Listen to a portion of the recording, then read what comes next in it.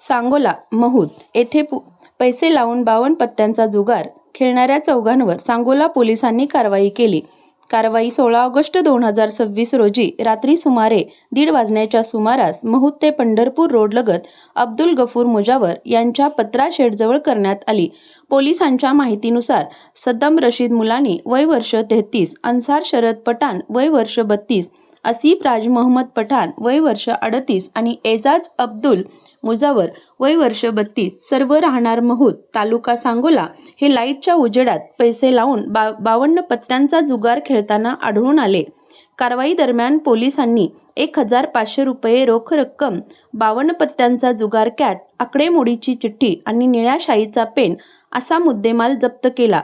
जप्त मुद्देमालाची एकूण किंमत 1,500 रुपये असल्याचे पोलिसांनी नमूद केले आहे.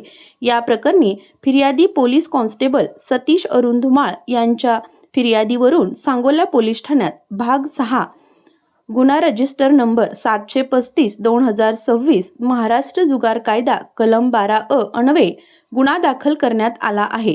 गुन्ह्याचा पुढील तपास police head constable charge 93 Mane करीत असून गुन्हा दाखल करण्याची कारवाई पोलीस हेड कॉन्स्टेबल 1810 वाघमोडे यांनी केली.